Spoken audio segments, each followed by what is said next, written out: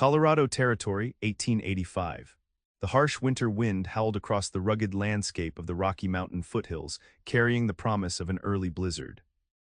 Owen Eastwood leaned into the biting cold, pulling his sheepskin coat tighter as he guided his chestnut gelding along the narrow mountain trail. At 25, he'd already spent more years than he cared to count riding the ranges, moving from ranch to ranch, never staying long enough to form connections deeper than a nod of recognition at the local trading post. "No point in it anyway, Rusty," he muttered to his horse, whose ears flicked back at the sound of his voice. "A man in our line can't afford attachments, just leads to heartache when the trail calls again."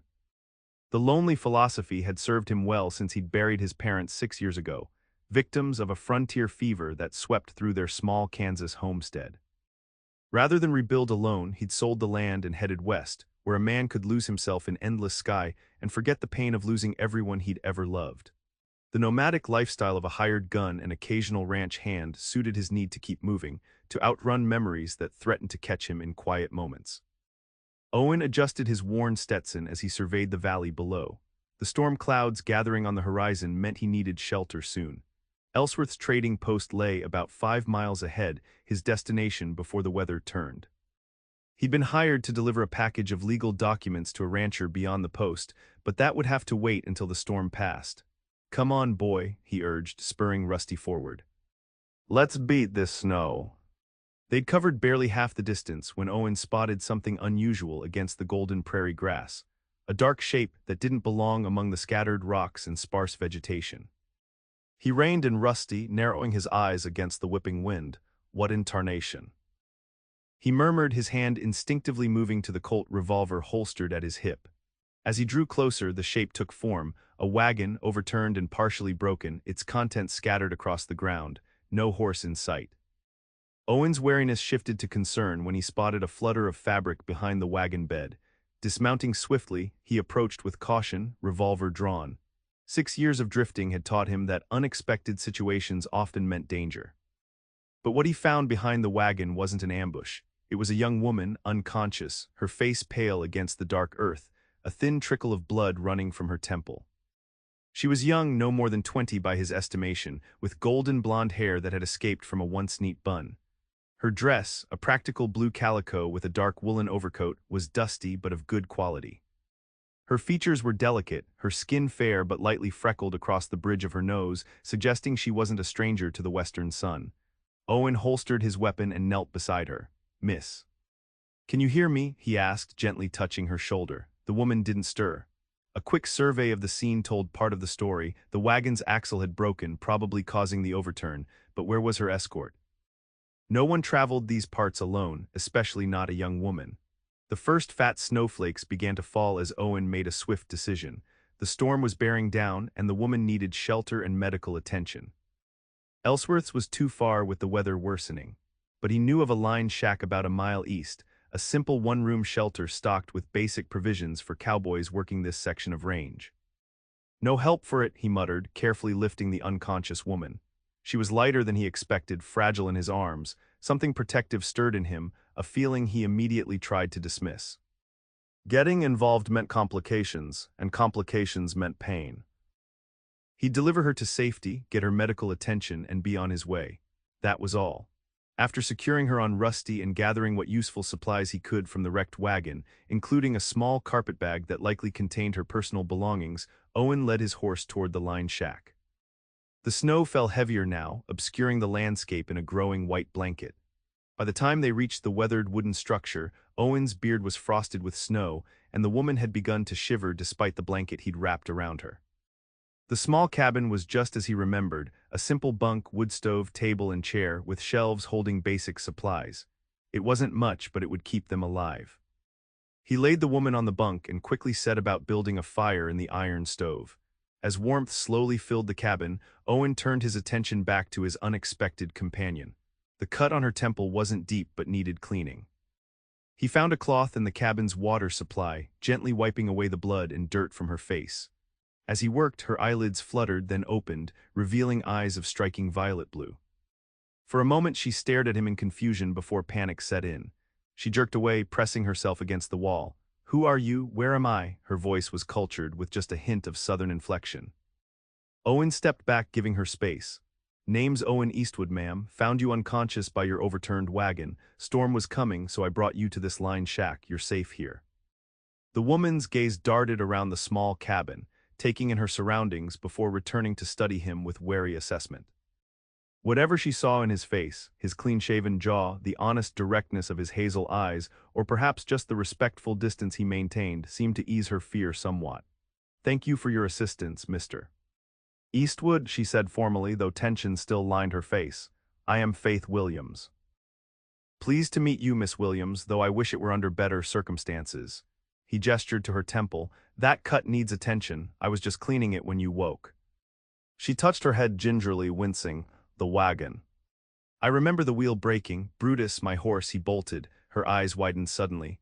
"My belongings." "Salvaged what I could," Owen nodded toward her carpetbag, and a few other items he'd managed to recover.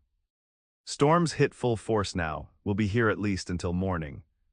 The reality of their situation, alone together in a remote cabin, dawned on her face. Proper society would consider this deeply compromising. Owen saw her weighing survival against reputation. "I assure you, Miss Williams, your virtue is safe with me. I'll sleep on the floor by the stove." He moved to the small cupboard, taking stock of provisions. "You hungry?" After a moment's hesitation, she nodded. "Yes, thank you." As Owen prepared a simple meal of beans and hardtack, warming them on the stove, Faith sat up carefully, arranging her skirts with dignity despite their bedraggled state. "May I ask what brings you to these parts alone, Miss Williams?" Owen asked, keeping his tone conversational. "It's unusual to see a woman traveling without escort in this territory." Her expression shuddered. "Necessity, Mr. Eastwood. I was bound for Silverton to take a position as schoolteacher." She hesitated, then added, "The driver I hired abandoned me 2 days ago, took half my money and left me with the wagon and directions." Owen frowned. "That's no way to treat a lady. Man like that deserves worse than he'll likely get."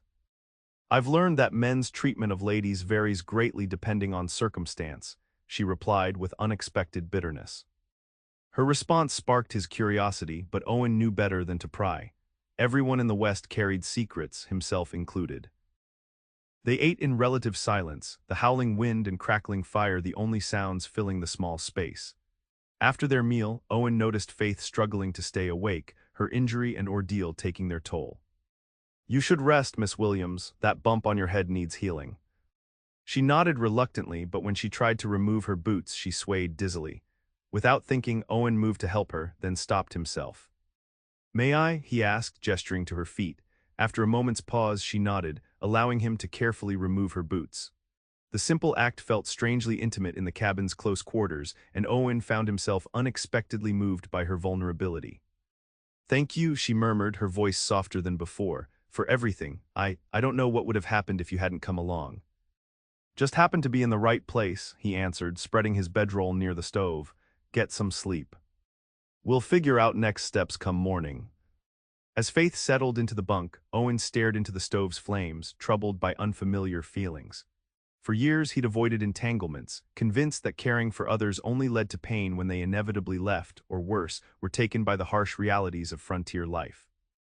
Yet something about Faith Williams stirred protective instincts he thought long buried. "Doesn't matter," he whispered to himself as the storm raged outside. "Come morning, I'll get her to Ellsworth's, and that'll be the end of it."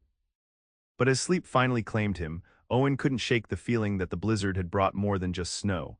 It had blown his carefully constructed solitude off course. Morning brought blinding white stillness. The storm had passed, but had left behind nearly 3 feet of snow, transforming the landscape into an unrecognizable expanse of white. Owen stoked the fire and stepped outside to assess their situation, the cold air biting at his face as he surveyed the terrain. When he returned, Faith was awake, attempting to bring order to her golden hair with limited success. "How bad?" she asked, reading his expression.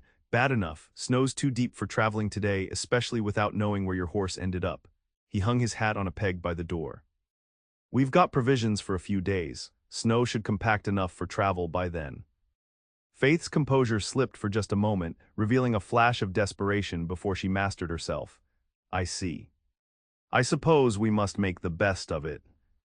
Over the next 2 days, they fell into an uneasy routine. Owen hunted successfully for fresh meat, showing Faith how to properly prepare and cook rabbit. She in turn surprised him by expertly mending his torn shirt with needle and thread from her carpetbag. "Where'd you learn to stitch like that?" he asked, admiring her neat work. A shadow crossed her face. "My mother insisted on practical skills alongside the ornamental ones society expects of young ladies." She handed him back the shirt. She believed a woman should be prepared for whatever life might bring. "Wise woman," Owen nodded. "Most folks out here learn quick that survival depends on adaptability." "Is that why you choose this life?" Faith asked, watching him carefully, "moving from place to place for survival?" The question caught him off guard. "Suppose I never really thought of it as a choice, just the way things are." "Everyone has choices, Mr. Eastwood, even when they pretend otherwise." Her words struck closer to home than he cared to admit. That night, as they sat by the stove's warmth, the wind picking up outside again, Owen found himself telling Faith about his parents' deaths, the Kansas farm he couldn't bear to keep, and his years drifting across the Western territories. "So you left behind everything familiar," she observed quietly. "Seemed easier than staying with the memories." He poked at the fire. "What about you?" "Teaching school in Silverton is a long way from wherever you started." Faith's hands twisted in her lap. "Richmond, Virginia. After the war there wasn't much left for many of us." She looked up at him, something vulnerable in her eyes. "Like you, I found it easier to leave memories behind." Owen sensed there was more to her story, much more, but respected her reticence. They were both runners in their own way, he realized. Both hiding from pasts that had shaped them, both convinced that moving forward meant never putting down roots. By the third day, the snow had compacted enough for travel, though it remained slow going. Owen fashioned a simple travois to carry Faith's belongings, and they set out for Ellsworth's trading post, taking turns riding Rusty. The journey brought them closer in unexpected ways. When Faith lost her footing on a treacherous slope, Owen caught her instinctively, holding her longer than necessary, suddenly aware of her warmth against the winter chill. Later, when they paused to rest and he spoke of his favorite fishing spot in a hidden valley to the north, she listened with genuine interest rather than polite tolerance, asking questions that showed she actually cared about his experiences. They reached Ellsworth's by nightfall, the trading post's lights a welcome sight after their arduous journey. Martha Ellsworth, a formidable widow who ran the post with her adult son, took one look at Faith and immediately bustled her away for a proper bath and fresh clothing, while Henry Ellsworth offered Owen whiskey and congratulations on weathering the worst blizzard in recent memory. 17 travelers stranded here, Henry informed him. Stage won't be running for at least another week from what the last messenger said. Roads to Silverton are completely blocked. Owen processed this information with unexpected ambivalence. A week delay meant Faith would remain at the trading post, and he found himself strangely reluctant to continue his journey without ensuring she reached her destination safely. His confusion must have shown on his face because Henry chuckled knowingly. "Pretty little thing, that schoolteacher," he commented, refilling Owen's glass. "Martha says she's got proper manners but doesn't put on airs like some Eastern ladies we get through here." "She's resilient," Owen replied, uncomfortable with the direction of the conversation. "Been through some hardship, I gather." "Haven't we all?" Henry mused. "Question is what we do with it. Some folks let it turn them bitter, others just keep moving so they don't have to feel it." He gave Owen a pointed look. "And some learn to build something new."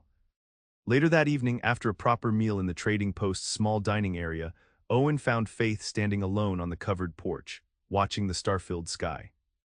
The lamplight from inside caught the gold in her hair, which now fell in loose waves down her back, freshly washed and dried.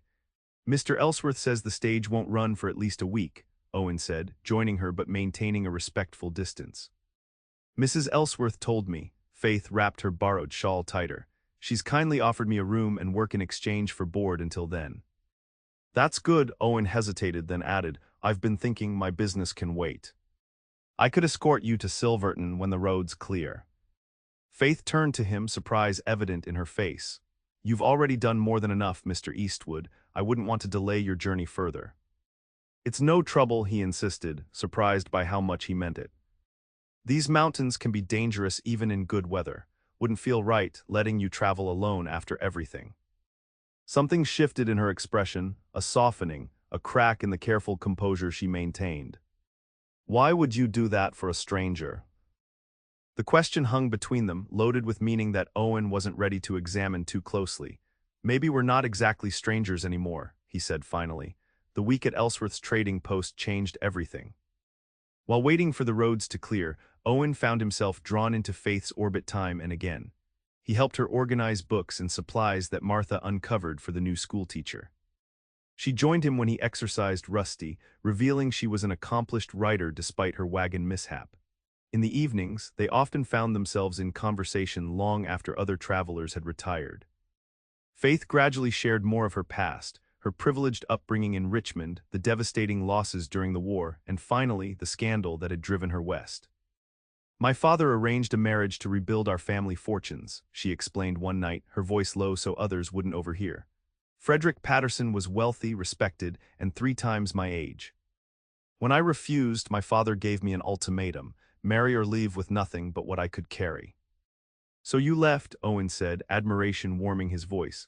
I had teaching credentials and enough saved from giving piano lessons to get this far. Her smile was both sad and proud. My mother would have understood. She always said a cage is still a cage, no matter how gilded. Takes courage to choose the unknown over secure misery, Owen observed, thinking of his own journey. Most folks never manage it. What about you? Faith asked. Will you ever stop drifting, find somewhere to belong? The question struck at the heart of his carefully constructed existence. Never saw much point in it. Caring about places or people just gives life more ammunition to use against you. That's a lonely philosophy, she said softly.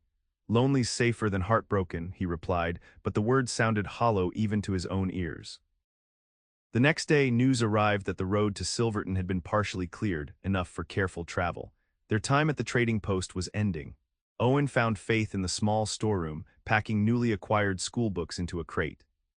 We can leave tomorrow if you're ready, he said, leaning against the doorframe. Weather's holding fair.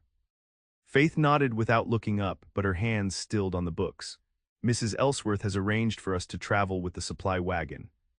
Her son is driving. That's sensible, Owen agreed, surprised by his disappointment. He'd imagined the journey with just the 2 of them, safer with more people. Yes, Faith finally looked up, something unreadable in her expression. I wanted to thank you properly, Mr. Eastwood. Without you, I likely would not have survived the storm. Anyone would have done the same, he demurred. No, she said with quiet certainty, not anyone. You're a good man, Owen Eastwood, despite how hard you try to convince yourself otherwise. The use of his first name startled him, as did the accuracy of her assessment. Before he could respond, Henry Ellsworth appeared, asking for help with the wagon preparations, and the moment passed.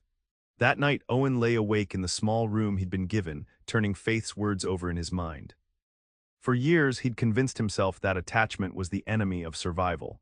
Yet in just over a week, this woman had slipped past defenses built over 6 lonely years. Tomorrow they would reach Silverton, she would begin her new life as a schoolteacher, and he would continue on his solitary path as he always had. The thought brought no comfort. Morning came clear and cold. Owen loaded Faith's belongings onto the Ellsworth's wagon with care, noting how few possessions she had to show for her life, not so different from his own meager pack and saddlebags. Henry Ellsworth checked the harnesses while his mother fussed over Faith, pressing additional supplies into her hands.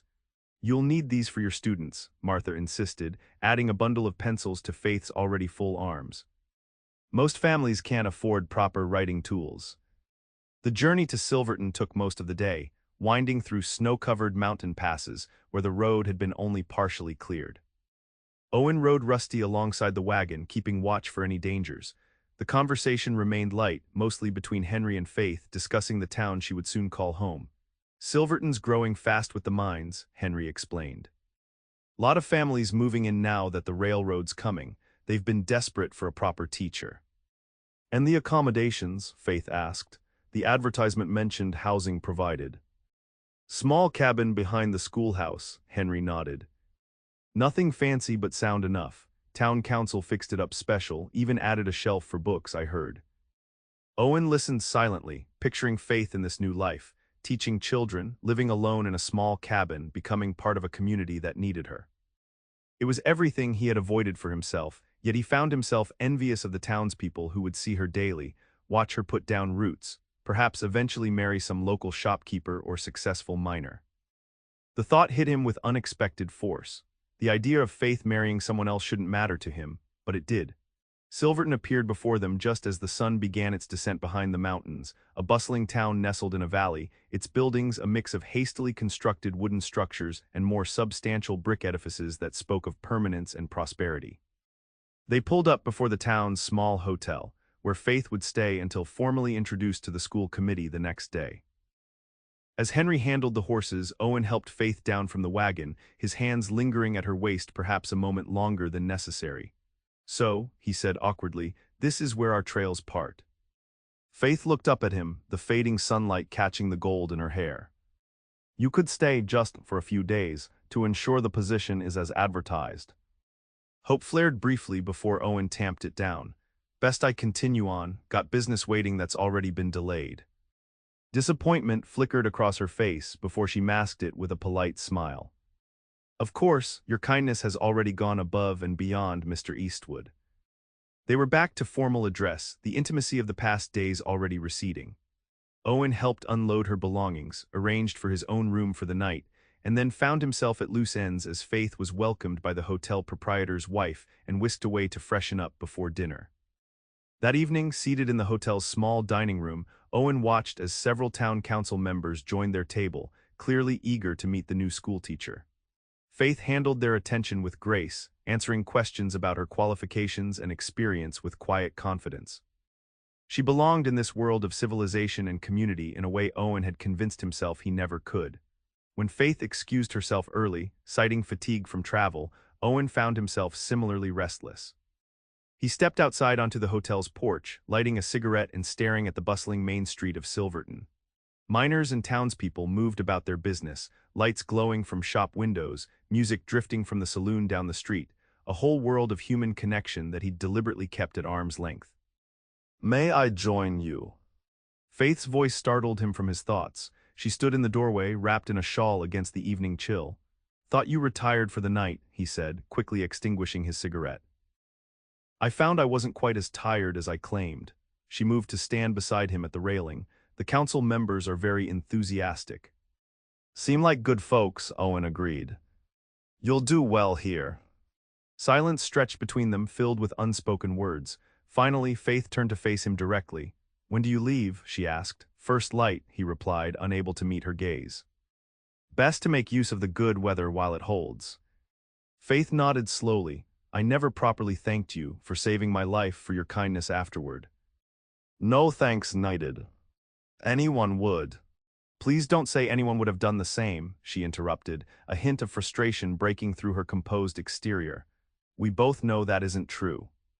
Not everyone would have risked themselves in that blizzard or treated a strange woman with such respect, or," she paused, gathering courage, "or made her question everything she thought she knew about her future." The admission hung in the cold air between them. Owen finally looked at her, really looked, and saw the same confusion and longing he'd been fighting within himself. "Faith," he said, her name feeling right on his lips, "I'm not the kind of man who stays. I've been drifting so long, I'm not sure I remember how to do anything else." "Perhaps that's because you've never found a reason to stop," she suggested quietly. Before he could respond, the hotel door opened, spilling light and noise onto the porch as one of the council members emerged, clearly looking for Faith. The moment shattered. "Miss Williams, just the person I hoped to find. The schoolhouse key, thought you might want it now rather than waiting for tomorrow's formalities." Faith accepted the key with appropriate gratitude, and by the time the man left them alone again, the fragile connection had been buried beneath practicalities and social niceties. They exchanged stilted goodnights, and Owen watched her disappear back into the hotel, feeling as though something precious was slipping through his fingers, something he hadn't even known he wanted until now. He slept poorly, dreams filled with swirling snow and Faith's voice calling from a distance he couldn't cross. By dawn, he'd made his decision. He would continue on his path as planned. Whatever momentary connection they'd found during their shared crisis wasn't enough to overturn a lifetime of solitary habits. Caring meant vulnerability, and vulnerability meant eventual pain. Better to leave now, before those tentative feelings could deepen into something truly devastating when it inevitably ended.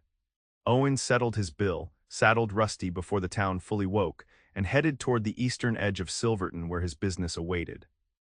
He deliberately avoided passing the schoolhouse on his way out of town. His task, delivering legal documents to a rancher named Edmund Hargrove regarding a property dispute, took less time than anticipated. By mid-morning, Owen found himself with no further obligations and a peculiar reluctance to leave the area. He told himself he'd grab a meal at the hotel before departing, but as he rode back into town, his path took him past the schoolhouse, not entirely by accident. It was a simple white clapboard building with a small bell tower. Behind it stood the promised cabin, even smaller than he'd imagined, with smoke rising from its chimney.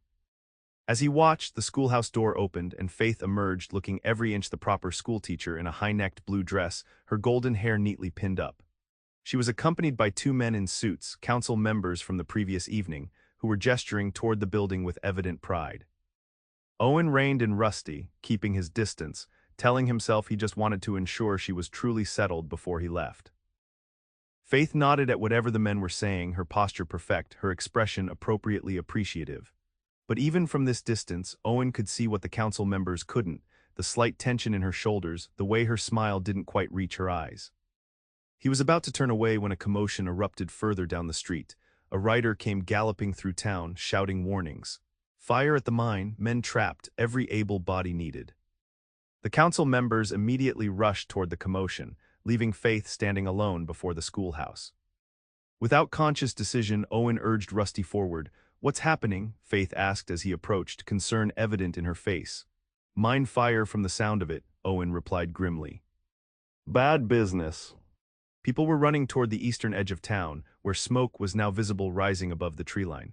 Having seen mine disasters before, Owen knew what came next: desperate rescue attempts, grieving families, possibly deaths. "I should help," he said, already turning rusty. Faith caught his sleeve. "I'm coming too, there will be injuries." Before he could protest, she ducked into the schoolhouse, emerging moments later with a bag that she explained contained basic medical supplies.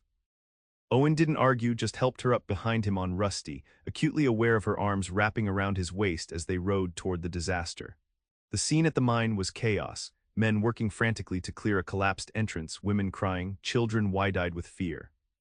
The mine foreman was shouting orders, his face blackened with soot. 12 men still inside," he yelled when questioned. Fires spreading through the lower tunnels. Owen joined the rescue efforts without hesitation, his strength and calm demeanor quickly earning respect among the miners. Faith, meanwhile, helped organize the women to prepare bandages and water for the injured, her natural authority turning panic into purposeful activity. The next hours passed in a blur of desperate work. 4 men were brought out alive but injured. Faith worked alongside the local doctor, cleaning wounds and offering comfort. Owen pushed deeper into the mine with the rescue party, fighting through smoke and unstable passages until they located the remaining miners, 3 dead, 5 alive but trapped behind a partial collapse. Ignoring the danger, Owen volunteered to squeeze through the narrow gap to pass water to the survivors while the others worked to widen the opening. Inside, he found the men near breaking, their air growing thin, hope fading. As he worked to keep them conscious and hydrated, he found himself sharing stories of his travels, speaking more in those desperate hours than he had in months of solitary writing. "Had a lady friend once got stuck in a cave down Arizona way," he told them, passing a canteen through the darkness. "Rattlers all around outside, no way to leave till morning. She sang church hymns all night to keep her courage up. Loudest, most off-key singing you ever heard, scared those snakes worse than any gun could have." The weak laughter that followed was worth the exposure of sharing parts of himself he usually kept hidden. When they finally freed the trapped miners, daylight had faded. Owen emerged from the mine last, exhausted and smoke-begrimed, to find Faith still at work tending the injured. Their eyes met across the makeshift medical area, a moment of recognition passing between them. Both had revealed their true selves in this crisis, not the careful facades they presented to the world. It was near midnight when they returned to town, both too exhausted for conversation. The hotel proprietor, hearing of their efforts at the mine, insisted on hot baths and meals despite the late hour. Owen planned to say his goodbyes in the morning, the rancher's business concluded, and his original plan to leave still technically in place. But when morning came, Owen found himself unable to saddle Rusty and ride away. Instead, he sought out Faith, finding her at the schoolhouse preparing for her first official day of classes. "The miners are holding a memorial service for those lost," he said by way of greeting. "Thought you might want to attend, being new to town and all." Faith looked up from arranging books, surprise evident in her face. I thought you'd be gone by now. Seems right to pay respects before leaving, he explained inadequately. Those men were brave. A knowing look crossed her features, but she simply nodded. I would appreciate the escort. The memorial service drew the entire town. Owen stood beside Faith as the minister spoke of sacrifice and community, watching as the miners' families leaned on each other for support. Afterward, the mine owner announced a fund for the widows and children, and to Owen's surprise, a specific commendation. We owe special thanks to Mr. Eastwood, whose courage saved 5 of our men, the owner declared. Silverton remembers its heroes, sir. The townsfolk's appreciation was overwhelming, handshakes, backslaps, offers of free drinks at the saloon. Through it all, Owen maintained that anyone would have done the same, but he couldn't deny the strange warmth that came with being valued by a community, even temporarily. That evening, as he and Faith walked from the hotel to a small restaurant where she'd been invited to dine with the school board, she finally addressed what they'd both been avoiding. You're still here, she observed quietly. Thought I'd stay another day, Owen replied, adjusting his hat. Make sure those miners are on the mend. Faith stopped walking, turning to face him directly. Owen, may I ask you something plainly? Her formality made him wary, but he nodded. Are you staying because of the miners, or because you're afraid to leave? The question struck too close to the truth. Afraid isn't the word I'd use. Then what word would you use? She challenged gently. Because I've seen how you look at this town, like it's offering something you want but don't believe you deserve. Owen stared down the twilight street, at the glowing windows of homes where families gathered, at the saloon where men found companionship, at the church where the community had come together in grief and support. I've been running so long, he admitted finally, I'm not sure I remember how to stand still. Faith stepped closer, close enough that he could smell the lavender soap she'd used. Perhaps you just needed the right place to stop. Or the right person to stop for. The vulnerability in her violet blue eyes mirrored his own hidden fears. The terror of reaching for connection after convincing yourself that solitude was safer. Before he could respond, they were interrupted by the approaching school board members, and the moment was lost again. But Owen couldn't forget her words. That night he sat alone in the hotel saloon, turning down offers of company from friendly miners, trying to understand the crossroads he'd reached. All his adult life, he'd convinced himself that attachment was the path to inevitable pain. Yet watching Faith with the injured miners, seeing her natural compassion and strength, he recognized a fundamental truth. She had suffered losses as profound as his own, but had chosen to keep her heart open. The next morning brought news that changed everything. As Owen sat at breakfast, the hotel owner approached with a telegram that had arrived for Faith. Unable to locate her, he asked Owen to deliver it, knowing they had arrived together. Owen found Faith at her cabin behind the schoolhouse, preparing for her first day of classes. Her face lit with surprise when she saw him at her door. Telegram came for you, he explained, holding out the paper. Hotel owner asked me to bring it. Faith's expression shifted to concern as she accepted the message. Owen watched her face pale as she read the contents, her hand moving to cover her mouth. Bad news, he asked gently. My father, she whispered. He's dying, asks for my forgiveness and return. She looked up, conflict evident in her eyes. After everything, he wants me to come home. Owen felt his chest tighten. Will you go? I should, she said, though hesitation colored her voice. Whatever our differences, he's still my father. She glanced around at the small cabin, at the schoolhouse visible through the window. But I've just started here. These children need a teacher. Silverton can find another schoolteacher, Owen heard himself saying. You won't find another chance to make peace with your father. Faith studied him for a long moment. Would you escort me to Denver to catch the eastbound train? The request shouldn't have surprised him, yet it did. Of course, he agreed immediately. When do you want to leave?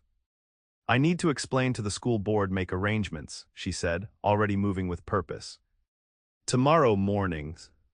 Owen nodded, ignoring the hollow feeling in his chest. This was right, Faith returning to her family, him returning to the trail. The natural order restoring itself after their brief intersection of lives. Yet as he helped her explain to the disappointed school board, as he arranged for transportation to Denver, as he packed his own meager belongings, Owen found himself increasingly troubled by the impending separation. In just days, Faith Williams had challenged every belief he'd built his solitary existence upon. They left Silverton the next morning by stagecoach, Faith subdued as she watched the town recede behind them. The journey to Denver would take 3 days, weather permitting, 3 more days in Faith's company before she boarded a train for Virginia and disappeared from his life. "Will you return to Silverton afterward?" he asked as the coach jolted along the mountain road. They seemed willing to hold the position. Faith shook her head. "I don't think so. It would be different, coming back after leaving them so abruptly." She gazed out the window at the passing landscape. "Perhaps it's as you've always believed, better not to form attachments that will only end in departure." The words his own philosophy reflected back at him suddenly sounded hollow and cowardly. As they traveled, sharing the confined space of the stagecoach with other passengers, Owen found himself memorizing details of Faith. The way sunlight caught the gold in her hair, how her hands moved expressively when she spoke, the small vertical line that appeared between her brows when she was concerned. Things he would carry with him after they parted. Their second night on the journey, forced to stay at a crude way station when a wheel repair delayed them, they found a rare moment alone on the station's rough porch. The night was clear, stars brilliant above the silhouetted mountains. "I never thanked you," Faith said softly, "for encouraging me to answer my father's summons. Many men would have considered family obligation obvious." "Family's complicated," Owen replied, thinking of his own parents, the Kansas farm he couldn't bear to maintain after their deaths. "Sometimes the hardest journeys are the ones that take us back to where we started." "Is that why you've never gone back to Kansas?" The question pierced him. "Nothing there for me now." "Just memories," Faith nodded. "Like the ones waiting for me in Richmond." She turned to face him fully. "Owen, these past days, they've meant more to me than I can express. Meeting you, it changed something in me I thought was permanently broken." The naked honesty in her voice demanded equal courage in return. Owen took a deep breath, letting down the guard he'd maintained for so long. "I've spent 6 years believing that caring about anyone or anything was just asking for pain," he admitted. "Then you fell into my life during that blizzard, and every day since has proved me wrong." He hesitated, then continued more softly, "I'm not good at staying, Faith, never have been. But for the first time, I'm finding it even harder to leave." Her eyes shimmered in the moonlight. "Then don't." The simplicity of her response struck him speechless. "Come with me to Richmond," she continued, words tumbling out now. "Not forever, just until we figure out what this is between us, whether it's worth building something on." Owen stared at her, stunned by the proposal. "Your family would never accept a drifter like me." "They've had their chance to direct my life," Faith replied with quiet determination. "Now I'm choosing my own path." She reached for his hand, her touch sending warmth through his chilled fingers. "Unless I've misread everything between us." "No," he admitted, his voice rough with emotion. "You haven't misread anything." Their lips met in the starlight, tentative at first, then with growing certainty, a promise neither had expected to make or receive. When they pulled apart, Owen rested his forehead against hers, breathing in the possibility of a future he'd never allowed himself to imagine. "I don't know how to be anything but what I am," he warned. "A cowboy with dust on his boots and not much to his name." Faith smiled, her hand resting against his cheek. "I'm not asking you to be anything different. Just to be open to becoming more than you've allowed yourself to be." The remainder of their journey passed with new awareness between them. By the time they reached Denver, Owen had sent a telegram to the rancher whose documents he'd delivered, resigning from further courier work. Whatever came next, he knew he couldn't return to the solitary existence he'd maintained for so long. Richmond in early spring was nothing like the Western territories Owen had roamed for years. The old city, still recovering from the war's devastation, maintained a faded elegance amid signs of renewal. Faith's father lived in what had once been a grand house on a tree-lined street, now somewhat diminished but still impressive to Owen's eyes. "Are you sure about this?" he asked as they stood before the iron gate. Despite his clean shirt and freshly trimmed hair, he felt conspicuously out of place. Faith squeezed his hand. "Absolutely sure." Edmund Williams was a shadow of the powerful man Faith had described. Illness had thinned his frame and whitened his hair. But his eyes, the same striking violet blue as his daughter's, were sharp with awareness as Faith introduced Owen simply as the man who had saved her life during the Colorado blizzard. The reunion between father and daughter was strained at first, years of hurt and disappointment creating barriers that couldn't be immediately dismantled. But as days passed, Owen watched Faith begin the difficult work of reconciliation, admiring her capacity for forgiveness while maintaining her newfound independence. For his part, Edmund Williams regarded Owen with initial suspicion that gradually gave way to reluctant respect, especially after hearing the full story of the mine rescue from Faith. "You have quite a capacity for finding yourself in the thick of danger, Mr. Eastwood," the older man observed during one of their increasingly frequent conversations. "Seems to find me more often than not," Owen replied honestly. "Though lately it's led to better outcomes than I deserve." Edmund studied him with those penetrating eyes so like his daughter's. "Faith tells me you have no family left." "No, sir. Lost my parents some years back. And no permanent home." Owen shifted uncomfortably. "Been working ranch to ranch mostly. Never saw much point in settling when it's just me." "And now," Edmund asked pointedly, "is it still just you?" The question laid bare the transformation of the past weeks. "No, sir," Owen answered with quiet certainty. "I don't believe it is." 2 weeks into their stay, as Faith's father showed signs of improvement, Owen found himself restless. The confined spaces of city life, the social expectations, the curious stares from Faith's few remaining Richmond acquaintances, all reminded him how far he was from the open spaces that had been his home for so long. Faith noticed, of course. She found him one evening in the small garden behind the house, staring at the narrow patch of sky visible between buildings. "You're unhappy here," she said, not a question but an observation. "Not unhappy," Owen corrected, "just not made for this life." Faith considered this, then surprised him. "Neither am I, not anymore." She sat beside him on the stone bench, their shoulders touching.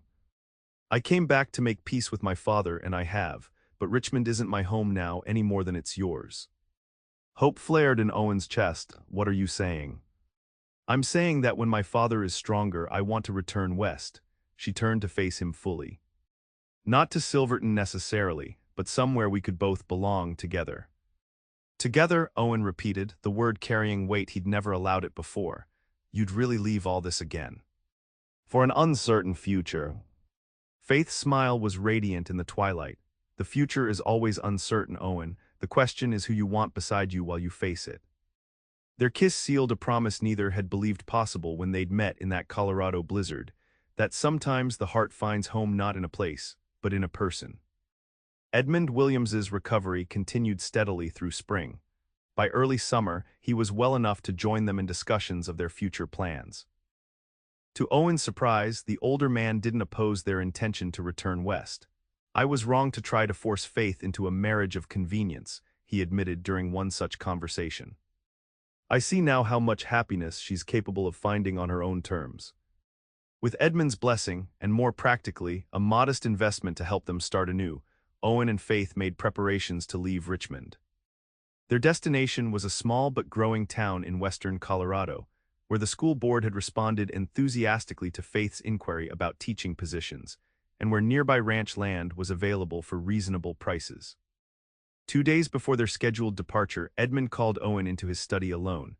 "I have something for you," the older man said, removing a small box from his desk drawer. Inside lay a simple gold ring with a small diamond. "It belonged to Faith's mother. I think she would have wanted Faith to have it when the time is right." Owen stared at the ring, understanding the implication. "Sir, I haven't asked." "But you will," Edmund interrupted with certainty, "when you're ready. When you found your place together." He closed the box and pressed it into Owen's hand. "I may have failed as a father in many ways, but I recognize a man who loves my daughter when I see one." Unable to deny the truth of this, Owen accepted the ring with a solemn promise to honor both Faith and her family's legacy. They left Richmond on a bright July morning, the train carrying them westward toward a future neither had imagined possible months earlier. As Virginia's green hills gave way to the Great Plains, Faith leaned against Owen's shoulder, content in a way she'd never expected to be again after leaving home the first time. "What are you thinking?" she asked, noticing his thoughtful expression as he gazed out the window. Owen smiled, his hand finding hers. "That for someone who spent years believing attachment only led to pain, I've found myself remarkably attached." "And is it painful?" she teased gently. "Not in the ways I feared," he admitted. "Though I suspect building a ranch from scratch might have its moments." Faith laughed, the sound warming him more than the summer sun streaming through the window. We'll face them together, that's the difference. Together. The word no longer frightened him as it once had. By September, they had established themselves in Willow Creek, Colorado, Faith as the town's new schoolteacher, Owen working to develop the small ranch they'd purchased with Edmund's investment. The modest house they built became a home filled with books from Faith's collection and handcrafted furniture. Owen discovered an unexpected talent for making. On a crisp autumn evening, as golden light painted the distant mountains, Owen led Faith to the highest point of their land, where a single willow tree grew beside a small spring, the feature that had given the town its name. "I brought you here for a reason," he said, suddenly nervous despite months of planning this moment. Faith's eyes shone with anticipation as Owen took her hands in his. "6 years ago, I convinced myself that the only way to survive was to keep moving, to avoid connections that could bring pain," he began. "Then you appeared in a blizzard, and everything I believed was turned upside down." He drew a deep breath, finding courage in her steady gaze. "I don't want to drift anymore, Faith. I want to build something lasting with you." Dropping to one knee, he withdrew the ring Edmund had entrusted to him. "Faith Williams, would you do me the honor of becoming my wife? Of making this ranch our home, of facing whatever comes next together?" Tears spilled down Faith's cheeks as she nodded, too overcome for words at first. When she found her voice, it carried all the certainty he'd come to rely on. "Yes, Owen, yes to all of it." As he slipped the ring onto her finger, Owen felt the last of his nomadic defenses fall away. The solitary cowboy who had rescued a mysterious woman in a blizzard had found something he never believed existed, a love strong enough to heal the wounds of the past and brave enough to face whatever the frontier might bring. Under the spreading branches of the willow tree, with the vast Colorado sky stretching above them, Owen Eastwood and Faith Williams sealed their promise with a kiss that spoke of endings and beginnings. The end of two solitary journeys, and the beginning of one shared path, wherever it might lead.